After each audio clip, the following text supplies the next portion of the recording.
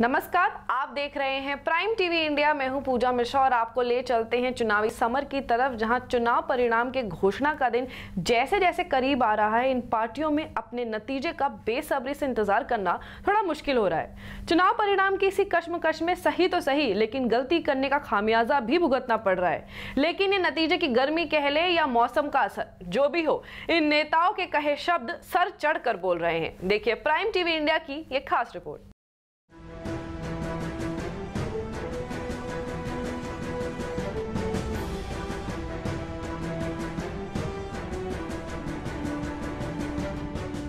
चुनाव परिणाम का असर देख लिया जाए तो अभी हाल ही में मायावती ने बीजेपी पर निशाना साधते हुए कहा कि बीजेपी और आरएसएस के संबंध में अब खटास आ गई है। मायावती ने कहा कि आरएसएस ने अब बीजेपी को दरकिनार कर दिया है और अब बीजेपी की नैया डूबती हुई नजर आ रही है।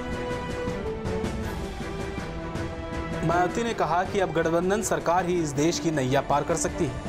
बसपा सुप्रीमो मायावती का ये तंज साफ तौर पर साबित कर रहा है कि मायावती का ख्वाब भविष्य में भावी पीएम बनने का दिख रहा है।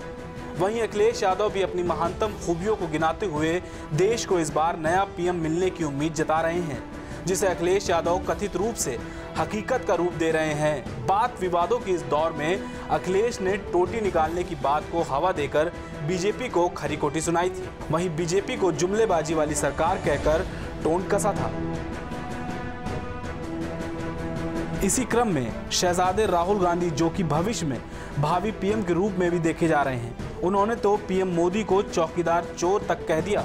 अपनी हर रैली में हर एक मंच पर चौकीदार चोर है के नारे भी बुलंद किए और ज्यादातर जनता से भी चौकीदार चोर है के नारे लगवाए। ऐसे ही आजम खान भी चुनाव के दौरान अपने 2 इंच की तीखी जुबान की मर्यादा को तार तार कर देते हैं। किसी महिला को अपने अभद्र भाषा से कलंकित कर देते हैं और इसी बयान पर जब इन पे शिकंजा कसा जाता है तो ये मंच पर अपने घड़ियाली आंसुओं से ये कहते हैं कि विपक्ष की सोची समझी चाल है।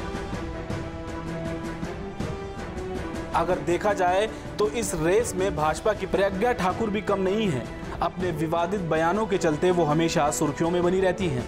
चाहे वो शहीद करकरे की बात हो या अभी हाल ही में नाथूराम गोडसे पे दिए देशभक्त वाले बयान को ले लीजिए, प्रज्ञा की जुबान फिसल ही जाती है, भले ही बीजेपी बाद में उनसे माफी मंगवा ले। कह लें तो राजनीति अखाड़ा इन गंदे अल्फाजों से समाज में एक अपनी नई पहचान बनाए हुए है, जिसे आने वाली पीढ़ी इस राजनीति की सच्चाई को सिर्फ अपनी बुरी सोच और बुरी निगाहों से देखने को मजबूर ना हो जाए और इस सियासत को दबंगों और रसूखदारों की जागीर न समझी जाए। सच मानिए तो हम अपने आने वाली पीढ़ी को क्या जवाब देंगे और क्या समझाएंगे इस राजनीति के अखाड़े को, जो हमें और आपको सोचने पर मजबूर कर रहा है। Bureau report, prime TV.